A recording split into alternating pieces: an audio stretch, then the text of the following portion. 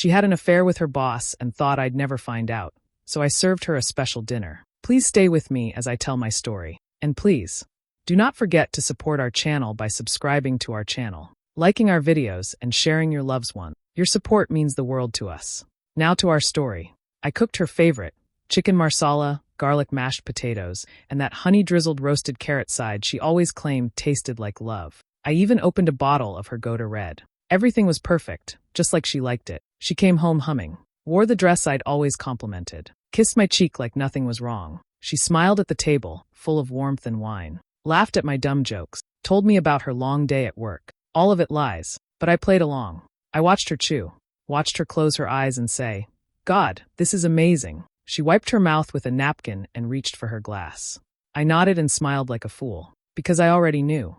I knew about the hotel receipts stuffed into her coat pocket, 2 nights last week, booked under her name but paid with his card. I knew about the late-night texts she forgot to delete from her cloud backups, ones that said things like, "Wish you were in my bed instead of at home." I knew her overtime was spent in room 423 of the Hilton off I-84. I even knew that she lied to me on our anniversary, said she had to meet a client, when really she was in a jacuzzi with Eric from HR. She thought I'd never figure it out. She thought I was too trusting, too soft, too boring. And maybe I was. But that night, sitting across from her while she moaned over mashed potatoes, I wasn't. She asked, "What's the occasion?" I shrugged. "Just felt like spoiling you." She smiled again. God, that smile used to melt me. Now it made me sick. She raised her glass to toast. I raised mine. She sipped. I watched.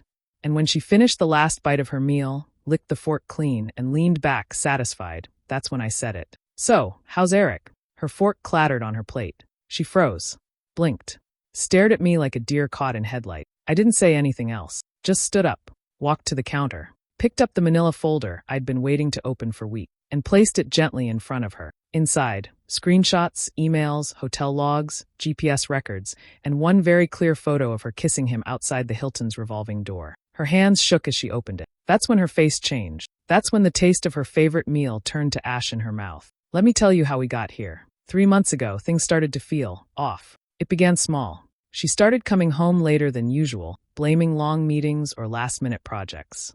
"Work's been brutal," she'd sigh, tossing her bag down and heading straight to the shower. She'd barely say hi some nights, just locked herself in the bathroom like she needed to wash the whole day off before talking to me. At first, I believed her. I mean, everyone gets busy, right?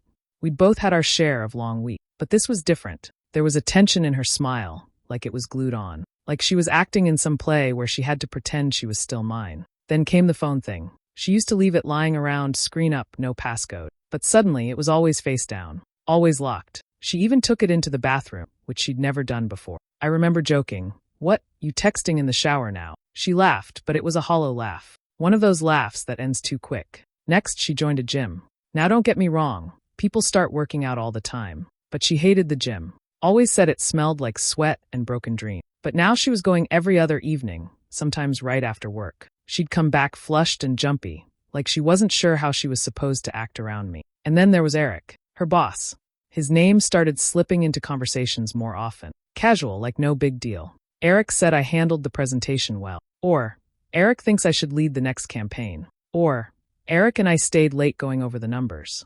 I noticed she said his name with this light tone, almost trying too hard to sound casual, like she was forcing nonchalance. Still, I didn't want to be that paranoid guy. I chalked it up to work stress, bad timing, a phase. Until one night we were watching a movie. She fell asleep next to me on the couch, curled up under the blanket like nothing had changed. And then, in the middle of the quiet, barely a whisper, she said it. E. Just like that. Soft, intimate. Not Eric, just E.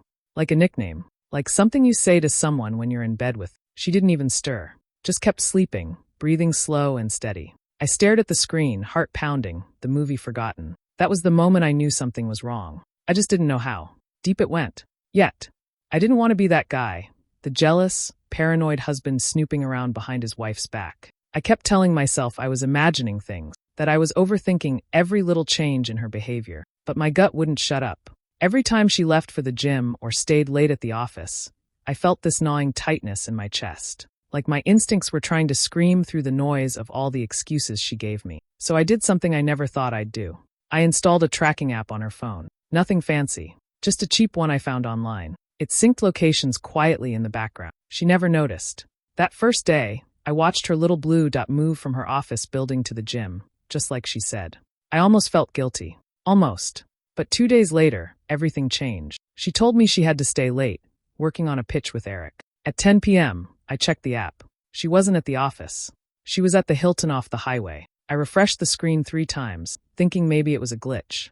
But the dot stayed right there, not moving, just sitting in that same damn spot. Room level. My heart dropped into my stomach. The next night, it happened again. Different room, same hotel. She came home 2 hours later, makeup slightly smudged, hair different than when she left. I asked her how the project went. She smiled and said, "Exhausting but productive." I just nodded. Inside, I was burning. I let a few days pass. I tracked her 3 more times, same hotel. Same lies. Then one night, I couldn't hold it in anymore. She walked in around 10:30, tossing her keys into the bowl like always. I was sitting at the table, staring at my phone. "Rough night?" I asked. She nodded. "We had a fire drill at work. Took forever." I turned the screen toward her. "Weird. You weren't at work." Her smile faded. I tapped the location. "You were here. At the Hilton." Again. She froze for half a second, just long enough for me to see it. The panic. Then came the tears. "You tracked me?" she cried. "Are you serious? You don't trust me at all." That's when she flipped it. Started accusing me of invading her privacy. Said I was being controlling. That I'd crossed a line. I just sat there, numb. Because in her world, the cheating wasn't the betrayal. It was the fact that I caught her. She came home with a new red dress one afternoon. Said she needed it for a women's leadership dinner her company was sponsoring. I raised an eyebrow just a little. She'd never mentioned this event before. But she brushed it off, saying it was last minute, that Eric had encouraged her to go and represent their department. I nodded, acted supportive, even told her she'd look great in it, which, honestly, she did. That dress hugged her like it was made for her. She seemed excited in a way that didn't feel right. Not nervous. Not professional. Excited like a teenager sneaking out to meet someone she shouldn't. That night, she got ready like it was prom. Spent almost an hour on her hair. Red lipstick. Heels I'd never seen before. She looked in the mirror and smiled, but not at herself. More like she was imagining someone else seeing her. My stomach turned. She kissed my cheek goodbye. Told me not to wait up. As soon as she was out the door, I grabbed my keys. I followed from a distance 2 cars back. No headlights. Kept it slow. She drove straight to the Hilton. There was no dinner. No conference room. No group of successful women sharing empowerment speeches. Just Eric, standing outside by the entrance, wearing a smug little smile and holding flowers. She ran to him. They kissed. It wasn't some polite work kiss on the cheek. It was full-on mouth-to-mouth, hands on her waist, passion kind of kiss. My throat tightened. I felt like I couldn't breathe. I wanted to jump out of the car, drag her away, scream in her face, ask her why the hell she was doing this to me. But I didn't. I just watched. Watched them disappear inside the hotel, arm in arm like a couple in some cheesy romance movie. I sat there for almost an hour. Didn't move. Didn't blink. Just stared at the glass doors, waiting, hoping maybe she'd walk back out and realize what she was doing. She never did. Eventually, I turned the key and drove home. I didn't cry. Didn't rage.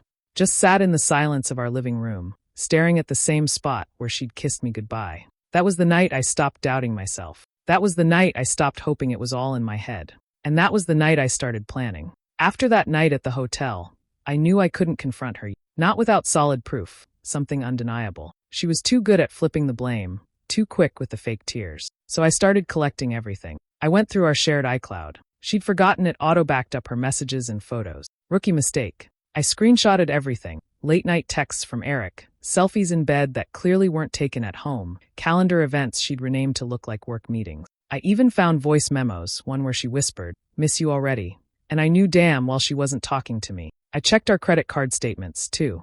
There were dinners I didn't remember, Uber rides I never took, hotel charges that showed up like clockwork on Friday night. I took photos of every receipt I could find in her purse or coat pocket. Meanwhile, I played my role.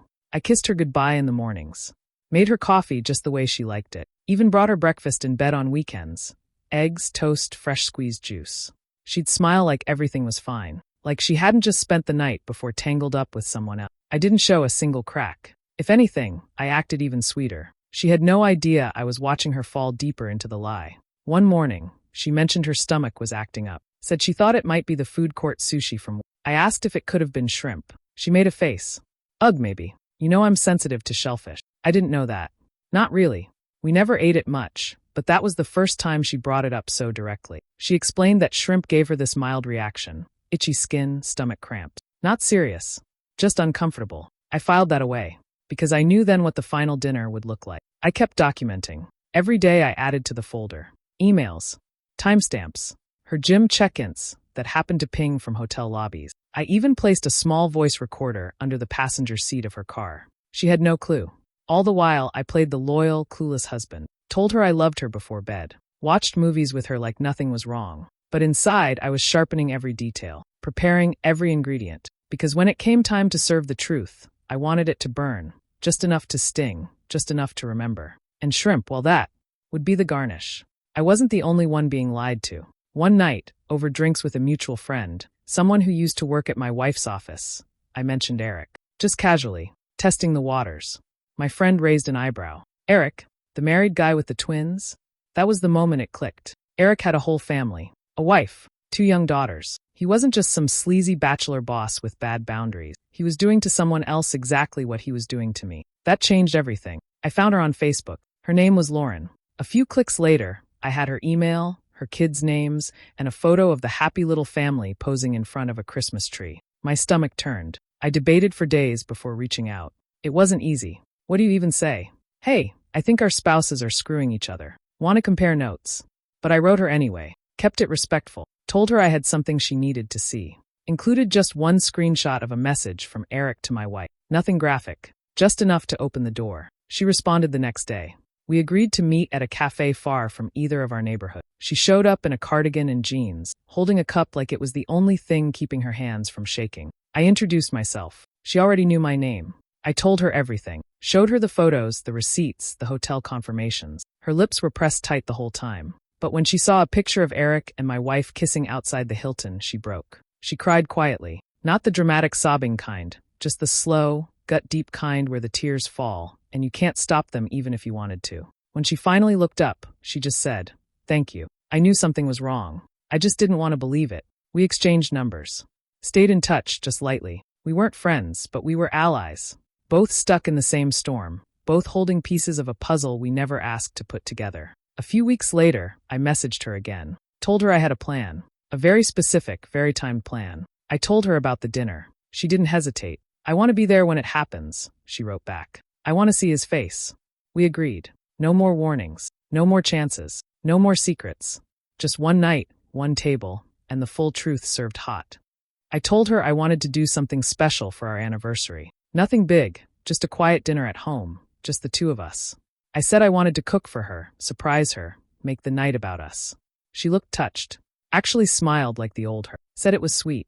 She even posted a photo of the table I set up, captioned it, "Married to the sweetest man alive. Lucky girl." Yeah, lucky. I went all out. Candles, flowers, cloth napkins folded nice. Cooked everything she loved. Chicken marsala again, garlic potatoes, those honey carrots, and even her favorite wine. I made sure the lighting was soft, the music just right. She got dressed up without me asking. Came out in a little black dress, perfume floating ahead of her like a cloud. She smiled when she saw the spread. "Wow," she said. "You really did all this for me?" "Of course," I said. She sat down. Took her time enjoying each course. Complimented every bite like she was on some cooking show. "God, this is better than a restaurant," she said at one point, mouth full of mashed potatoes. I smiled and nodded. I watched her eat. Every forkful, every sip of wine. I let her feel safe. Let her think this was just about love. It wasn't. We made it through dinner without a hitch. She was glowing, relaxed, completely unaware of what was coming. Then dessert came out. Chocolate mousse with raspberries, her all-time favorite. She took one bite and leaned back in her chair, blissed out. That's when I asked, "So, how's Eric?" She froze. Spoon halfway to her mouth. Her eyes flicked up, confused at first. Then they changed. Shock, guilt, fear. All in one quick blur. "What?" she asked too fast. I tilted my head. "Eric, your boss. The one you've been sleeping with at the Hilton every week." Her mouth opened, but no words came out. I stood, walked over to the TV, and turned it on. I'd mirrored my laptop screen. Opened a folder named Anniversary Memories. Photo after photo filled the screen. Hotel receipts. Texts. Her in that red dress. Her kissing him. Location pings. Everything. She didn't speak. She just stared at the screen, jaw clenched, tears welling up. "You've been eating well tonight," I said. "Hope you saved room for the truth." She put the spoon down. Her hands were shaking. And for the first time in months, she had nothing to say. She stared at the screen like it was a nightmare she couldn't wake up from. One photo faded into the next. Her and Eric in the hotel hallway, her text saying she'd be working late. The time-stamped Uber rides from our house straight to the Hilton. Her hands started to tremble. She reached for her wine glass, then pulled her hand back like it burned her. This isn't what it looks like, she finally said, voice cracking. I didn't respond. The slideshow kept going. A voicemail played, her whispering, "Miss you already, E. Can't wait for Friday." She covered her mouth. Her eyes filled with tears. "I swear," she said, choking on the words. "It didn't mean anything at first. I don't know. He was nice to me, he listened. And then things just happened. He said he loved me." I stood there quietly, arms crossed, watching her crumble. "He said he loved me," she repeated, like that somehow made it better. She looked up at me like she expected something. Maybe forgiveness, maybe understanding. But I gave her neither. I leaned in slightly, just enough to meet her eyes, and said, calm and steady, "I know. So did I." That hit her harder than any yelling ever could. Her face twisted, like the weight of that one line snapped something inside her. "I didn't mean to hurt you," she sobbed. "I didn't want this to happen. It just happened. I cut in. Right. Like accidentally checking into a hotel. Accidentally kissing someone outside in public. Accidentally lying to my face for 3 months." She wiped her eyes, smearing mascara across her cheek. "Please, just let me explain." "You already did," I said, motioning to the screen. She stood up, walked toward me like she wanted to reach out, touch me, fix it somehow. I stepped back. Her hands dropped to her sides. The silence in the room felt heavier than anything either of us had said. The slideshow stopped, the final image frozen. Her hand in Eric's, walking through the Hilton lobby like they had a whole life waiting for them. She looked at it, then at me. "Are you going to leave me?" I didn't answer. I just turned off the TV, picked up the folder from the table, and slid it back into my bag. She stood there alone, still shaking, mascara streaks running down her face, dessert untouched. And all she could do was cry. I reached under the table and pulled out the envelope. She didn't even flinch at first. She thought maybe it was more proof, more photos. But when I slid it across to her and she saw the word divorce printed on the top page, her whole face dropped. "No," she whispered. "Wait, please.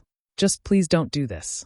She reached for my hand, but I didn't move. I just looked at her, calm and cold. "It's already done," I said. She started crying harder, full body sobs now, like the weight of it had finally landed. "I made a mistake," she said. "We can fix this. Please, I'll cut him off. I'll go to therapy. I'll do anything." I laughed. Not because it was funny, because it was pathetic. "You won't have to worry about cutting him off," I said. "Eric already blocked you." That stopped her. She blinked. "What?"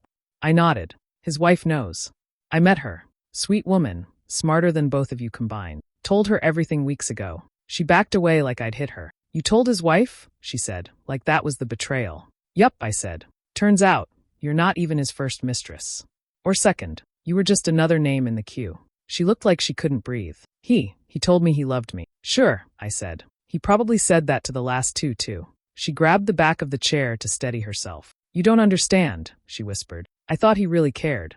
I stood up, picked up the plates from the table, scraped the leftovers into the trash, cleaned up like it was just any other night. "You can keep the shrimp," I said over my shoulder. She burst into tears again, stumbled out of the dining room, clutching the envelope like it was a death certificate. She didn't go home that night. I found out later she moved in with her sister. Tried calling Eric the next day. He ignored her. Then blocked her. Then deleted his work profile. Guess he didn't want the mess catching up with him. She sent me long texts for weeks, begging, apologizing, blaming him, blaming stress, blaming herself. I didn't answer any of them. There was nothing left to say. The woman I thought I married didn't exist anymore. Or maybe she never did. All I knew was, I gave her the best meal of her life, right before serving her the end of everything.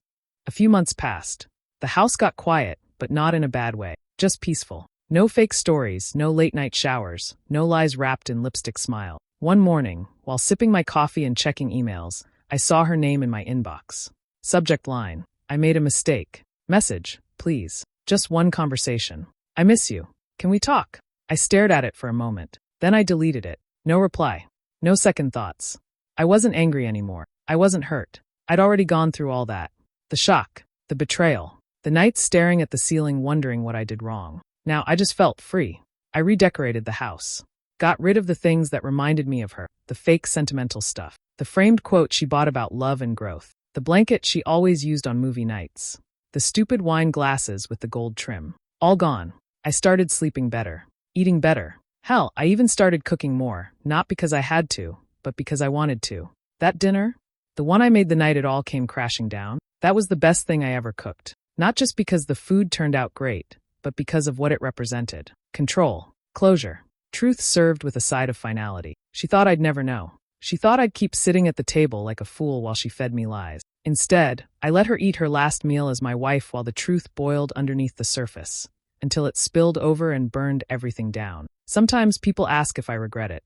If I would have rather just confronted her early, tried to fix things, tried to move on. No, because when someone treats you like an option, you show them what it feels like to be discarded. I wasn't leftovers.